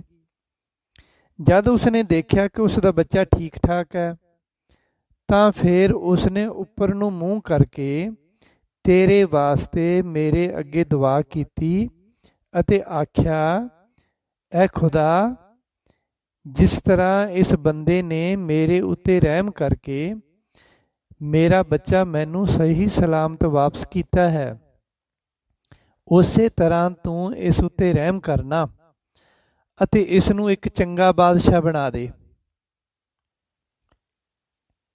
ਤਾਂ ਕਿ ਇਹ ਹਮੇਸ਼ਾ ਸਭ ਦਾ ਭਲਾ ਕਰਦਾ ਰਹੇ ਅਤੇ ਮੇਰੇ ਵਰਗੇ ਹੋਰਨਾਂ ਉੱਪਰ ਹਮੇਸ਼ਾ ਰਹਿਮ ਕਰਕੇ ਉਹਨਾਂ ਨੂੰ ਜੀਵਨ ਦਾਨ ਦਿੰਦਾ ਰਹੇ। ਇਸ ਦੀ ਬਾਦਸ਼ਾਹੀ ਵਿੱਚ ਇਸ ਦੀ ਸਲਤਨਤ ਹਮੇਸ਼ਾ ਸੁਖੀ ਰਹੇ। ਸੋ ਇਹ ਸਬੁਕਤਦੀਨ ਉਸ ਜਾਨਵਰ ਉੱਤੇ ਰਹਿਮ ਕਰਨ ਕਰਕੇ ਅਤੇ ਉਸ ਦੇ ਸੁਖੀ ਅਤੇ ਖੁਸ਼ ਦਿਲ ਵਿੱਚੋਂ ਨਿਕਲੀ ਹੋਈ ਦੁਆ ਮੈਂ ਕਬੂਲ ਕਰ ਲਈ ਹੈ। ਹੁਣ ਤੂੰ ਥੋੜੇ ਦਿਨਾਂ ਨੂੰ ਗਜਨੀ ਦਾ ਬਾਦਸ਼ਾਹ ਬਣ ਜਾਏਗਾ। ਤੂੰ ਹਮੇਸ਼ਾ ਹੀ ਆਪਣੀ ਸਲਤਨਤ ਉੱਤੇ ਰਹਿਮ ਕਰਨਾ ਅਤੇ ਨਿਆਂ ਕਰਨਾ। ਜਦੋਂ ਸਬੁਕਤਦੀਨ ਨੂੰ ਜਾਗ ਆਈ ਤੇ ਉਹ ਆਪਣੇ ਬਾਦਸ਼ਾਹ ਬਣਨ ਵਾਲੇ ਸੁਪਨੇ ਉੱਤੇ ਬਹੁਤ ਹੈਰਾਨ ਸੀ, ਪਰ ਉਹ ਭਵਿੱਖਬਾਣੀ ਸੱਚ ਹੋਈ ਅਤੇ ਕੁਝ ਦਿਨਾਂ ਬਾਅਦ ਉਸ ਗਜਨੀ ਦਾ ਬਾਦਸ਼ਾਹ ਮਰ ਗਿਆ ਤੇ ਸਬੁਕਤਦੀਨ ਉਸ ਗਜਨੀ ਦਾ ਬਾਦਸ਼ਾਹ ਬਣ ਗਿਆ। ਉਸਨੇ ਆਪਣੇ ਰਾਜਕਾਲ ਵਿੱਚ ਹਮੇਸ਼ਾ ਆਪਣੀ ਖਲਕਤ ਉੱਤੇ ਰਹਿਮ ਕੀਤਾ ਅਤੇ ਨਿਆਂ ਦੇ ਫੈਸਲੇ ਕਰਦਾ ਰਿਹਾ। ਹਮੇਸ਼ਾ ਉਸ ਦੀ ਖਲਕਤ ਉਸ ਤੋਂ ਬਹੁਤ ਖੁਸ਼ ਸੀ ਤੇ ਉਸ ਨੂੰ ਇੱਕ ਚੰਗਾ ਬਾਦਸ਼ਾਹ ਮੰਨਦੀ ਸੀ। ਸੋ ਸੰਗਤ ਜੀ, ਇਸ ਤਰ੍ਹਾਂ ਜੀ ਦਇਆ ਪ੍ਰਵਾਨ, ਜੀਆਂ ਦੇ ਉੱਪਰ ਦਇਆ ਕਰਨਾ ਰੱਬ ਦੇ ਘਰ ਦੇ ਵਿੱਚ ਬਹੁਤ ਜਲਦੀ ਪ੍ਰਵਾਨ ਹੋ ਜਾਂਦੀ ਹੈ। ਇਸ ਤਰ੍ਹਾਂ ਜੀ ਦਇਆ ਪ੍ਰਵਾਨ ਹੋ ਗਈ। ਜੀਵਾਂ ਉੱਤੇ ਦਇਆ ਕਰਨੀ ਇੱਕ ਬਹੁਤ ਵੱਡਾ ਧਰਮ ਹੈ। ਜਦੋਂ ਅਸੀਂ ਜੀਆਂ ਉੱਤੇ ਦਇਆ ਕਰਕੇ ਰਹਿਮ ਕਰਕੇ ਉਹਨਾਂ ਨੂੰ ਸੁੱਖ ਦਿੰਦੇ ਹਾਂ ਤਾਂ ਉਹਨਾਂ ਦੇ ਦਿਲਾਂ ਵਿੱਚੋਂ ਨਿਕਲੀਆਂ ਹੋਈਆਂ ਦੁਆਵਾਂ ਅਰਦਾਸਾਂ ਰੱਬ ਦੇ ਘਰ ਦੇ ਵਿੱਚ ਬਹੁਤ ਜਲਦੀ ਮਨਜ਼ੂਰ ਹੋ ਜਾਂਦੀਆਂ, ਜਿਨ੍ਹਾਂ ਦੇ ਇਵਜ਼ ਵਜੋਂ ਸਾਨੂੰ ਸੁੱਖਾਂ ਅਤੇ ਰਾਜ ਭਾਗ ਦੀ ਪ੍ਰਾਪਤੀ ਹੁੰਦੀ ਹੈ। ਸੋ ਇਸ ਤਰ੍ਹਾਂ ਸਾਹਿਬ ਜੀ ਕਹਿੰਦੇ ਹਨ ਕਿ 8 ਤੀਰਥ ਸਗਲ ਪੁੰਨ ਜੀ ਦਇਆ ਪ੍ਰਵਾਨ। ਜੀਵਾਂ ਦੇ ਉੱਪਰ ਦਇਆ ਕਰਨਾ ਹੀ ਭਾਈ ਤੀਰਥਾਂ ਦਾ ਇਸ਼ਨਾਨ ਹੈ ਤੇ ਜੀਆਂ ਦੇ ਉੱਪਰ ਦਇਆ ਕਰਨਾ ਹੀ ਦਾਨ ਪੁੰਨ ਹੈ। ਸੋ ਇਸ ਤਰ੍ਹਾਂ ਇੱਕ ਬਸਰੇ ਦੇ ਰਹਿਣ ਵਾਲੀ, ਅਰਬ ਦੇਸ਼ ਦੇ ਬਸਰੇ ਦੇ ਰਹਿਣ ਵਾਲੀ ਰੈਬਾ ਨਾਮ ਦੀ ਲੜਕੀ ਨੇ ਵੀ ਜੀਵਾਂ ਦੇ ਉੱਪਰ ਦਇਆ ਕੀਤੀ ਸੀ। ਉਸ ਨੂੰ ਕੋਈ ਰੈਬਾ ਵੀ ਕਹਿੰਦੇ ਆ, ਕੋਈ ਰਾਇਬਾ ਬਸਰੀ ਵੀ ਕਹਿੰਦੇ ਆ, ਕਿਉਂਕਿ ਬਸਰੇ ਦੀ ਰਹਿਣ ਵਾਲੀ ਸੀ ਤੇ ਕਈ ਨਾਵਾਂ ਦੇ ਨਾਲ ਉਸ ਨੂੰ ਜਾਣਿਆ ਜਾਂਦਾ। ਬੜੀ ਭਗਤਨੀ ਹੋਈ ਇਸਲਾਮ ਦੇ ਵਿੱਚ, ਬੜਾ ਨਾਮ ਆ ਉਸ ਦਾ ਰੈਬਾਂ ਦਾ। ਤਾਂ ਉਹ ਵੀ ਬਹੁਤ ਵੱਡੀ ਭਗਤਨੀ, ਖੁਦਾ ਦੀ ਭਗਤੀ ਕਰਦੀ ਸੀ। ਇੱਕ ਵਾਰ ਉਹ ਮੱਕੇ ਦੇ ਹੱਜ ਵਾਸਤੇ ਗਈ ਸੀ। ਸੋ ਮੱਕੇ ਦੇ ਹੱਜ ਵਾਸਤੇ ਕਾਫਲੇ ਦੇ ਨਾਲ ਗਈ ਤੇ ਹੱਜ ਦੇ ਆਖਰੀ ਪੜਾਅ ਦੇ ਉੱਪਰ ਜਦੋਂ ਕਾਫਲੇ ਨੇ ਆਖਰੀ ਪੜਾਅ ਕੀਤਾ ਤਾਂ ਉੱਥੋਂ ਮੱਕਾ ਥੋੜ੍ਹੀ ਦੂਰ 'ਤੇ ਸੀ, ਦੂਸਰੇ ਦਿਨ ਪਹੁੰਚ ਜਾਣਾ ਸੀ। ਸਵੇਰ ਦੀ ਪਹਿਲੀ ਨਮਾਜ਼ ਦੇ ਵਿੱਚ ਰਾਇਬਾਂ ਦੀ ਸਮਾਧੀ ਲੱਗ ਗਈ। ਇੰਨੀ ਸਮਾਧੀ ਲੱਗੀ ਕਿ ਉਸ ਦੀ ਸਮਾਧੀ ਖੁੱਲ੍ਹੀ ਨਹੀਂ। ਬਹੁਤ ਵੱਡਾ ਦਿਨ ਚੜ੍ਹ ਗਿਆ ਸੀ। ਕਾਫਲੇ ਵਾਲੇ ਲੋਕਾਂ ਨੇ ਕੁਝ ਚਿਰ ਤਾਂ ਉਸ ਨੂੰ ਉਡੀਕਿਆ, ਬਟ ਫਿਰ ਕਾਫਲੇ ਵਾਲੇ ਉਸ ਨੂੰ ਉੱਥੋਂ ਛੱਡ ਕੇ ਚਲੇ ਗਏ ਤੇ ਇਕੱਲੀ ਰਾਇਬਾ ਰਹਿ ਗਈ ਉੱਥੇ। ਕਾਫਲੇ ਵਾਲਿਆਂ ਨੇ ਜਾ ਕੇ ਸਵੇਰੇ ਮੱਕੇ ਦਾ ਹੱਜ ਕਰਨਾ ਸੀ ਮਤਲਬ ਦਰਸ਼ਨ ਕਰਨੇ ਸਨ। ਸੋ ਇਸਲਾਮ ਦੇ ਵਿੱਚ ਮੱਕੇ ਦੇ ਕਾਬੇ ਦੇ ਹੱਜ ਨੂੰ, ਕਾਬੇ ਦੇ ਦਰਸ਼ਨਾਂ ਨੂੰ ਤਵਾਫ ਕਹਿੰਦੇ ਆ। ਤਵਾਫ, ਕਾਬੇ ਦੇ ਦਰਸ਼ਨਾਂ ਨੂੰ ਤਵਾਫ ਕਹਿੰਦੇ ਹਨ। ਸੋ ਤਵਾਫ ਦਾ ਮਤਲਬ ਹੁੰਦਾ ਹੈ ਕਿ ਕਾਬੇ ਦੇ ਦਰਸ਼ਨ ਕਰਨੇ ਜਾਂ ਕਾਬੇ ਦੇ ਆਲੇ ਦੁਆਲੇ ਘੁੰਮਣਾ, ਉਸ ਨੂੰ ਤਵਾਫ ਕਹਿੰਦੇ ਆ। ਇੱਕ ਉੱਥੇ ਨਾਲ ਹੀ ਅਰਾਫਾਤੇ ਹੈ, ਪਹਾੜ ਹੈ, ਅਰਾਫਾਤੇ ਨਾਮ ਦਾ ਪਹਾੜ ਹੈ। ਸੋ ਉਸ ਦੇ ਵੀ ਇਰਦ ਗਿਰਦ ਘੁੰਮਦੇ ਹਨ ਜੋ ਹੱਜ 'ਤੇ ਜਾਂਦੇ ਹਨ ਲੋਕ। ਸੋ ਉਸ ਪਹਾੜ ਦੇ ਵਿੱਚ ਇੱਕ ਸਹਿਰਾਬ ਹੈ। ਸਹਿਰਾਬ ਦਾ ਮਤਲਬ ਹੁੰਦਾ ਪਾਣੀ ਦਾ ਝਰਨਾ। ਸੋ ਉਸ ਪਹਾੜ ਦੇ ਆਲੇ ਦੁਆਲੇ ਘੁੰਮਣ ਨੂੰ ਕਹਿੰਦੇ ਹਨ ਸਜਈ।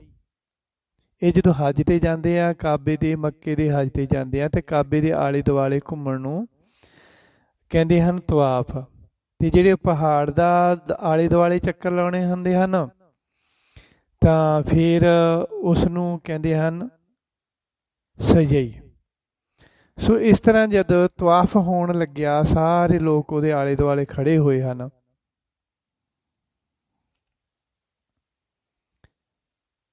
ਤਵਾਫ ਕਰਨ ਵਾਸਤੇ, ਦਰਸ਼ਨ ਕਰਨ ਵਾਸਤੇ ਕਾਬੇ ਦੇ, ਉਸ ਦੇ ਆਲੇ ਦੁਆਲੇ ਘੁੰਮਣ ਵਾਸਤੇ। ਤਾਂ ਇੱਧਰ ਜੋ ਰਹਿਬਾ ਸੀ ਨਾ, ਰਹਿਬਾ ਦੀ ਜਦੋਂ ਸਮਾਧੀ ਖੁੱਲੀ ਤਾਂ ਉਸਨੇ ਕੀ ਦੇਖਿਆ ਕਿ ਉਸ ਦੇ ਸਾਹਮਣੇ ਇੱਕ ਕੁੱਤੀ ਬੈਠੀ ਹੈ, ਪਿਆਸ ਦੀ ਮਾਰੀ। ਉਸ ਦੇ ਨਾਲ 4-5 ਬੱਚੇ ਹਨ। ਤਾਂ ਇਸਲਾਮ ਦੀ ਇਸ ਭਗਤਨੀ ਬਾਰੇ ਇਸ ਤਰ੍ਹਾਂ ਲਿਖਿਆ ਹੈ ਕਿ ਉਸ ਕੁੱਤੀ ਦੀ ਪਿਆਸ ਬੁਝਾਉਣ ਵਾਸਤੇ ਰਹਿਬਾ ਨੇ ਆਪਣੇ ਕੇਸ ਪੁੱਟ ਕੇ ਉਹਨਾਂ ਦੀ ਰੱਸੀ ਬਣਾਈ। ਉਸ ਕੋਲ ਕੋਈ ਬਰਤਨ ਨਹੀਂ ਸੀ, ਸਮਾਨ ਉਸ ਦਾ ਸਾਰਾ ਹੀ ਕਾਫਲੇ ਨਾਲ ਚਲਿਆ ਗਿਆ। ਰੱਸੀ ਬਣਾ ਕੇ ਖੂਹ ਦੇ ਵਿੱਚੋਂ ਭਿਉਂ ਕੇ ਕੇਸਾਂ ਨੂੰ ਉਸ ਦੇ ਮੂੰਹ ਵਿੱਚ ਨਿਚੋੜਦੀ ਰਹੀ। ਇਸ ਤਰ੍ਹਾਂ ਉਸਨੇ ਉਸ ਕੁੱਤੀ ਦੀ ਤੇ ਉਹਨਾਂ ਬੱਚਿਆਂ ਦੀ ਪਿਆਸ ਬੁਝਾਈ। ਤਾਂ ਫਿਰ ਹੋਰ ਜਾਨਵਰ ਵੀ ਆ ਗਏ ਉੱਥੇ ਹੋਰ ਜਾਨਵਰ ਵੀ ਆ ਗਏ। ਉਸਨੇ ਉਸੇ ਤਰੀਕੇ ਨਾਲ ਉਹਨਾਂ ਦੀ ਪਿਆਸ ਵੀ ਬੁਝਾਈ। ਉਧਰੋਂ ਜਦੋਂ ਤਵਾਫ ਦਾ ਸਮਾਂ ਹੋਇਆ ਤਾਂ ਕਹਿੰਦੇ ਕਾਬਾ ਆਪਣੇ ਸਥਾਨ ਤੋਂ ਹਿੱਲ ਕੇ ਚੱਲ ਕੇ ਰਾਹਿਬਾਂ ਦੇ ਕੋਲ ਆ ਗਿਆ, ਕਿਉਂਕਿ ਤਵਾਫ ਦਾ ਸਮਾਂ ਹੋ ਗਿਆ ਸੀ ਤੇ ਰਾਹਿਬਾਂ ਤਵਾਫ ਵਾਸਤੇ ਆਈ ਸੀ, ਮੱਕੇ ਦੇ ਦਰਸ਼ਨਾਂ ਵਾਸਤੇ ਆਈ ਸੀ। ਤੇ ਕਾਬਾ ਪਲੋ ਪਲੀ ਰਾਹਿਬਾਂ ਕੋਲ ਪਹੁੰਚ ਗਿਆ ਤੇ ਉਸ ਦੇ ਮਗਰੀ ਜੋ ਉੱਥੇ ਕਾਬੇ ਦੇ ਦਰਸ਼ਨ ਕਰਨ ਵਾਸਤੇ ਲੋਕ ਆਏ ਸਨ, ਉਹ ਵੀ ਪਹੁੰਚ ਗਏ। ਜਿਵੇਂ ਨਾਮਦੇਵ ਜੀ ਵਾਸਤੇ ਮੰਦਰ ਦਾ ਮੂੰਹ ਘੁੰਮ ਗਿਆ, ਦੇਹਰੇ ਦਾ ਮੂੰਹ ਘੁੰਮ ਗਿਆ ਸੀ, ਇਸੇ ਤਰ੍ਹਾਂ ਰਾਹਿਬਾਂ ਵਾਸਤੇ ਖੁਦ ਕਾਬਾ ਚੱਲ ਕੇ ਰਾਹਿਬਾਂ ਦੇ ਕੋਲ ਆ ਗਿਆ। ਤੇ ਉਸ ਕਾਬੇ ਦੇ ਵਿੱਚੋਂ ਆਵਾਜ਼ ਆਈ, ਰਾਹਿਬਾਂ ਪੁੱਤਰੀ, ਮੈਂ ਤੇਰੀ ਇਸ ਸੇਵਾ ਤੋਂ ਬਹੁਤ ਖੁਸ਼ ਹਾਂ। ਇਹਨਾਂ ਜਾਨਵਰਾਂ ਦੀ ਸੇਵਾ ਕਰਦਿਆਂ ਹੋਇਆਂ ਵੀ ਤੇਰਾ ਮਨ ਮੇਰੇ ਤਵਾਫ ਦੇ ਵਿੱਚ ਜੁੜਿਆ ਹੋਇਆ ਸੀ, ਇਸ ਲਈ ਮੈਂ ਖੁਦ ਤੇਰੇ ਕੋਲ ਚੱਲ ਕੇ ਆ ਗਿਆ। ਮੈਂ ਸੋਚਿਆ ਮੈਂ ਆਪਣੀ ਲਾਇਕ ਪੁੱਤਰੀ ਨੂੰ ਆਪ ਜਾ ਕੇ ਮਿਲਾਂ ਅਤੇ ਸਭ ਤੋਂ ਪਹਿਲਾਂ ਉਸ ਨੂੰ ਹੀ ਦਰਸ਼ਨ ਦੇਵਾਂ। ਅਚਾਨਕ ਕਾਬੇ ਦੇ ਪ੍ਰਗਟ ਹੋਣ ਜਾਣ ਨਾਲ ਅਤੇ ਲੋਕਾਂ ਦੇ ਹਜੂਮ ਦੀਆਂ ਆਵਾਜ਼ਾਂ ਸੁਣ ਕੇ ਜਾਨਵਰ ਭੱਜ ਗਏ ਜੋ ਰਾਹਿਬਾਂ ਦੇ ਕੋਲ ਇਕੱਠੇ ਹੋਏ ਸਨ। ਰਾਹਿਬਾਂ ਨੇ ਪਹਿਲਾਂ ਕਾਬੇ ਦਾ ਤਵਾਫ ਕੀਤਾ, ਰੱਜ ਕੇ ਦਰਸ਼ਨ ਕੀਤੇ, ਅੱਲਾਹ ਤਾਲਾ ਦਾ ਸ਼ੁਕਰਾਨਾ ਕੀਤਾ। ਤਾਂ ਇਸ ਤਰ੍ਹਾਂ ਦੇ ਨਾਲ ਆਲੇ ਦੁਆਲੇ ਚੱਕਰ ਲਗਾਏ। ਕਾਬੇ ਦੇ ਪਿੱਛੇ ਆਈ ਖਲਕਤ ਵਿੱਚੋਂ ਵੱਡੇ ਵੱਡੇ ਪੀਰ ਔਲੀਆਂ ਨੇ ਖੁਦਾ ਅੱਗੇ ਸ਼ਿਕਾਇਤ ਕੀਤੀ, ਸ਼ਿਕਵਾ ਕੀਤਾ ਕਿ ਐ ਖੁਦਾ, ਸਾਨੂੰ ਉਮਰਾਂ ਹੋ ਗਈਆਂ ਕਾਬੇ ਦਾ ਦੀਦਾਰ ਕਰਨ ਆਉਂਦਿਆਂ, ਤੂੰ ਕਦੇ ਵੀ ਸਾਨੂੰ ਰਸਤੇ ਵਿੱਚ ਆ ਕੇ ਨਹੀਂ ਮਿਲਿਆ, ਸਾਡੀਆਂ ਮੁਸ਼ਕਿਲਾਂ ਨੂੰ ਹੱਲ ਨਹੀਂ ਕੀਤਾ, ਸਾਡੀਆਂ ਮੁਸ਼ਕਿਲਾਂ ਨੂੰ ਦੇਖ ਕੇ ਸਾਨੂੰ ਰਸਤੇ ਵਿੱਚ ਅਗਾਂਹ ਪਹੁੰਚ ਕੇ ਦੀਦਾਰ ਨਹੀਂ ਦਿੱਤੇ। ਅੱਜ ਇਸ ਛੋਟੀ ਜੀ ਉਮਰ ਦੀ ਲੜਕੀ ਨੂੰ ਤੁਸੀਂ ਰਸਤੇ ਵਿੱਚ ਆ ਕੇ ਮਿਲੇ ਹੋ। ਇਸ ਦੀ ਉਮਰ ਦੇ ਹਿਸਾਬ ਨਾਲ ਤਾਂ ਇਸ ਨੂੰ ਤੇਰੀ ਬਹੁਤੀ ਜਾਣਕਾਰੀ ਵੀ ਨਹੀਂ ਹੋ ਸਕਦੀ।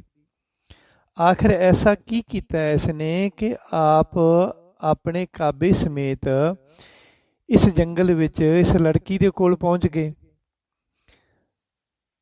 ਦੂਸਰਾ, ਸਾਡੇ ਦਿਲ ਵਿੱਚ ਇਹ ਸ਼ੰਕਾ ਹੈ ਕਿ ਅਸੀਂ ਤੇਰੇ ਬਣਾਏ ਹੋਏ ਪੀਰ ਹਾਂ, ਸਭ ਨੂੰ ਪਿਆਰ ਕਰਦੇ ਹਾਂ, ਪਰ ਸਾਨੂੰ ਦੇਖ ਕੇ ਜੰਗਲੀ ਜਾਨਵਰ ਨੱਸ ਗਏ ਹਨ ਅਤੇ ਇਸ ਤੋਂ ਪਹਿਲਾਂ ਇਹ ਜਾਨਵਰ ਇਸ ਲੜਕੀ ਦੇ ਆਲੇ ਦੁਆਲੇ ਬੈਠੇ ਹੋਏ ਸਨ, ਕੋਲ ਬੈਠੇ ਹੋਏ ਸਨ।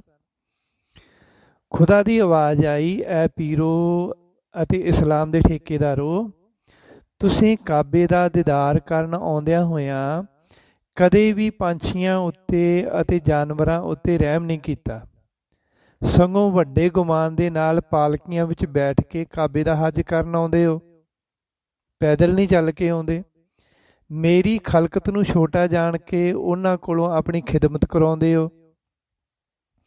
ਤੁਸੀਂ ਰਸਤੇ ਵਿੱਚ ਆਉਣ ਵਾਲੇ ਆਪਣੇ ਹਰ ਪੜਾਅ ਦੇ ਉੱਤੇ ਉੱਥੋਂ ਦੇ ਜਾਨਵਰਾਂ ਨੂੰ ਪਕੜ ਕੇ ਤੇ ਮਾਰ ਕੇ ਉਹਨਾਂ ਦਾ ਮਾਸ ਭੁੰਨ ਕੇ ਜਾਂ ਰਿੰਨ ਕੇ ਖਾਂਦੇ ਹੋ, ਉਹਨਾਂ ਉੱਤੇ ਰਹਿਮ ਨਹੀਂ ਕਰਦੇ।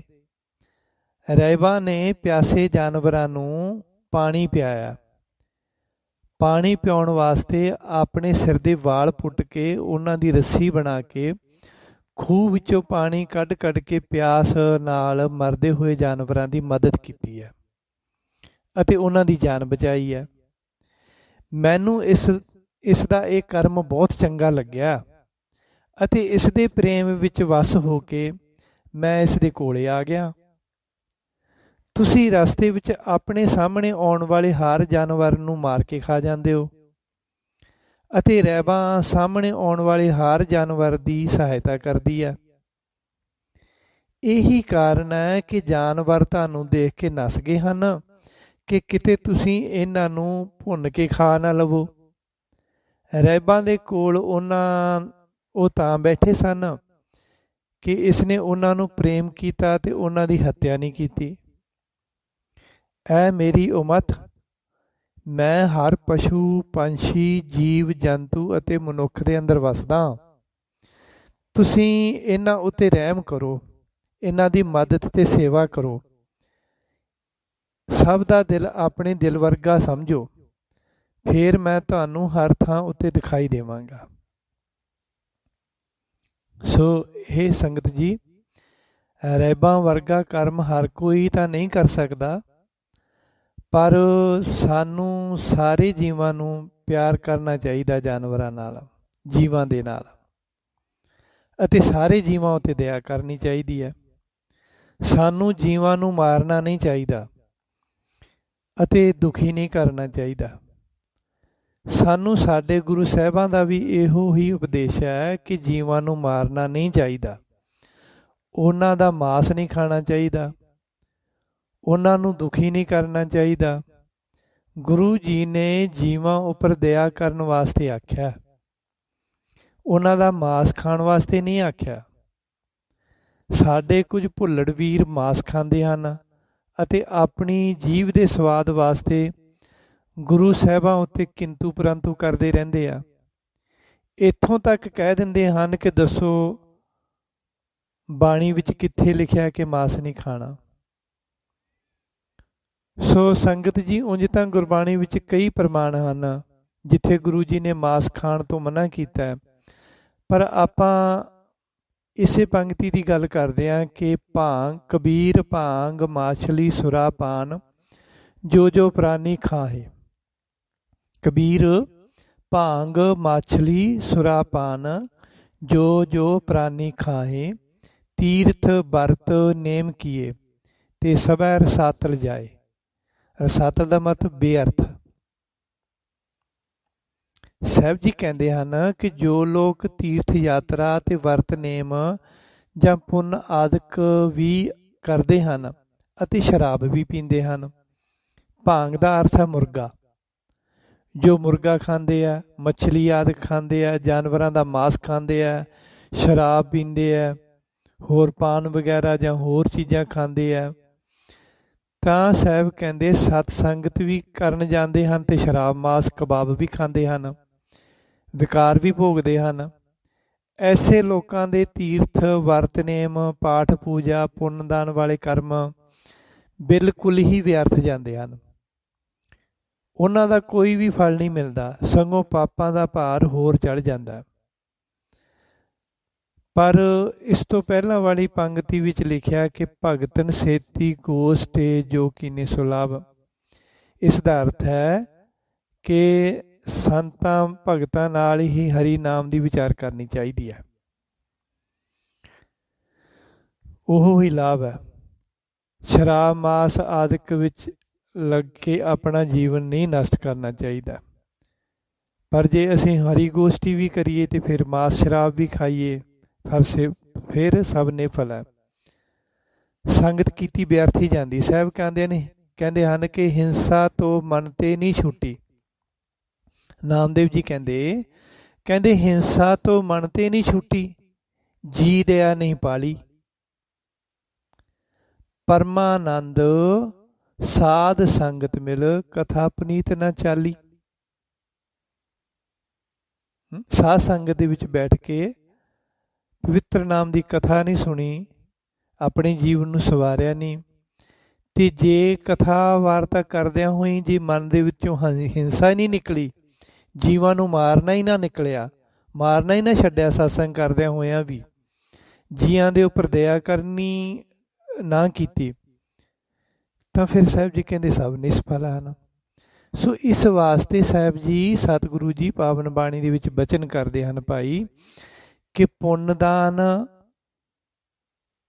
ਮਾਘ ਮੰਜਨ ਸੰਗ ਸਾਧੂਆ ਧੂੜੀ ਕਰ ਇਸਨਾਨ ਹਰ ਕਾ ਨਾਮ ਧਿਆਈ ਸੁਣ ਸਭਨਾ ਨੂੰ ਕਰਦਾਨ। ਸਾਰਿਆਂ ਨੂੰ ਨਾਮਦਾਨ ਦੀ ਦਾਤ ਦੇਣੀ ਇਹੀ ਵੱਡਾ ਦਾਨ ਹੈ। ਸੰਤਾਂ ਮਹਾਂਪੁਰਖਾਂ ਦੇ ਚਰਨਾਂ ਦੀ ਧੂੜੀ ਮਸਤਕ ਨਾਲ ਲਾਉਣੀ, ਸਤਸੰਗ ਦੇ ਚਰਨਾਂ ਦੀ ਧੂੜੀ ਮਸਤਕ ਨਾਲ ਲਾਉਣੀ, ਇਹ ਵੱਡਾ ਇਸ਼ਨਾਨ ਹੈ। ਜੀਵਾਂ ਦੇ ਉੱਪਰ ਦਇਆ ਕਰਨੀ ਸਭ ਤੋਂ ਵੱਡਾ ਤੀਰਥਾਂ ਦਾ ਪੁੰਨ ਹੈ। ਇਹੀ ਸਤਿਗੁਰਾਂ ਜੀ ਦਾ ਬਚਨ ਹੈ।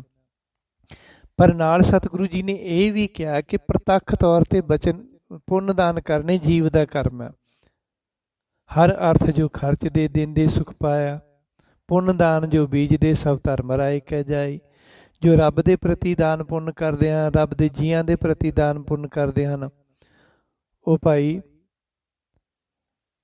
ਹਮੇਸ਼ਾ ਹੀ ਸੁੱਖ ਪਾਉਂਦੇ ਹਨ। ਅਤੇ ਜੋ ਪੁੰਨ ਦਾਨ ਕਰਦੇ ਹਨ ਪ੍ਰਗਟ ਤੌਰ 'ਤੇ ਪ੍ਰਤੱਖ ਤੌਰ 'ਤੇ ਵਸਤੂਆਂ ਦਾ, ਉਹ ਧਰਮਰਾਜ ਦੇ ਲੇਖੇ ਵਿੱਚ ਪੈਂਦਾ, ਜਿਸ ਦੇ ਬਦਲੇ ਦੇ ਵਿੱਚ ਸਾਨੂੰ ਸੁੱਖ ਮਿਲਦੇ ਹਨ, ਆਨੰਦ ਮਿਲਦੇ ਹਨ, ਉਸ ਦਾ ਚੰਗਾ ਫਲ ਮਿਲਦਾ। ਸੋ ਗੁਰੂ ਪਿਆਰੀ ਸਾਧ ਸੰਗਤ ਜੀ, ਇਹੋ ਹੀ ਆਪਣੀ ਅੱਜ ਦੀ ਵਿਚਾਰ ਸੀ ਪੁੰਨ ਦਾਨ ਦਾ ਫਲ ਮਹਾਤਮ। ਇਸ ਤਰ੍ਹਾਂ ਅਸੀਂ ਪੁੰਨ ਦਾਨ ਕਰਦੇ ਰਹੀਏ। ਸਤਸੰਗ ਦਾ ਵੀ ਪੁੰਨ ਦਾਨ ਕਰਨਾ, ਨਾਮ ਦੀ ਦਾਤ ਵੰਡਣੀ ਹੈ, ਇਹ ਵੀ ਦਾਨ ਕਰਨਾ। ਆਪਾਂ ਸਤਸੰਗ ਦੇ ਵਿੱਚ ਬੈਠ ਕੇ ਨਿਮਰਤਾ ਰੱਖਣੀ ਹੈ। ਇਹ ਚਰਨਾਂ ਦੀ ਧੂੜ ਹੈ, ਮੱਥੇ ਨਾਲ ਲਾਉਣੀ ਹੈ। ਜੀਵਾਂ ਦੇ ਉੱਪਰ ਦਇਆ ਕਰਨਾ ਤੀਰਥਾਂ ਦਾ ਇਸ਼ਨਾਨ ਹੈ। ਪ੍ਰਤੱਖ ਤੌਰ 'ਤੇ ਪੁੰਨ ਦਾਨ ਕਰਨਾ, ਇਹ ਵੀ ਸਤਿਗੁਰਾਂ ਦੀਆਂ ਖੁਸ਼ੀਆਂ ਹਨ। ਗਰੀਬ ਦੀ ਲੋੜ ਪੂਰੀ ਕਰਨੀ, ਵਸਤਰ ਦੇਣਾ, ਅੰਨ ਦੇਣਾ, ਗੁਰੂ ਘਰਾਂ ਦੇ ਵਿੱਚ ਦਾਨ ਪੁੰਨ ਕਰਨਾ, ਇਹ ਪ੍ਰਤੱਖ ਦਾਨ, ਇਹ ਵੀ ਅਸੀਂ ਕਰਨਾ ਹੈ। ਸੋ ਇਹਨਾਂ ਦੇ ਬਦਲੇ ਵਿੱਚ ਸਾਨੂੰ ਹਰ ਤਰ੍ਹਾਂ ਦੇ ਨਾਲ ਬਾਣੀ ਦਾ ਦਾਨ, ਨਾਮ ਦਾ ਦਾਨ ਅਤੇ ਪ੍ਰਤੱਖ ਤੌਰ ਦਾ ਦਾਨ, ਇਹ ਸਾਰਿਆਂ ਦੇ ਫਲ ਸਾਨੂੰ ਮਿਲਦੇ ਰਹਿੰਦੇ ਹਨ। ਅਤੇ ਅਸੀਂ ਵੀ ਆਪਣੇ ਜੀਵਨ ਦੇ ਵਿੱਚ ਕੋਸ਼ਿਸ਼ ਕਰੀਏ ਕਿ ਇਸੇ ਤਰ੍ਹਾਂ ਹੀ ਨਾਮ ਬਾਣੀ ਦੇ ਵੀ ਪੁੰਨ ਦਾਨ ਕਰਦੇ ਰਹੀਏ, ਸਤਸੰਗ ਵਿੱਚ ਬੈਠ ਕੇ ਚਰਨਾਂ ਦੀ ਧੂੜ ਨਾਲ ਵੀ ਇਸ਼ਨਾਨ ਕਰਦੇ ਰਹੀਏ, ਅਤੇ ਜੀਆਂ ਦੇ ਉੱਪਰ ਦਇਆ ਕਰਕੇ ਵੀ ਵੱਡਾ ਪੁੰਨ ਕਰਦੇ ਰਹੀਏ। ਇਸੇ ਨਾਲ ਹੀ ਸਤਿਗੁਰਾਂ ਦੀ, ਪਰਮਾਤਮਾ ਦੀ, ਵਾਹਿਗੁਰੂ ਦੀ ਸਾਨੂੰ ਖੁਸ਼ੀ ਮਿਲੇਗੀ ਅਤੇ ਬਖਸ਼ਿਸ਼ਾਂ ਪ੍ਰਾਪਤ ਹੋਣਗੀਆਂ। ਵਾਹਿਗੁਰੂ ਜੀ ਕਾ ਖਾਲਸਾ, ਵਾਹਿਗੁਰੂ ਜੀ ਕੀ ਫਤਿਹ।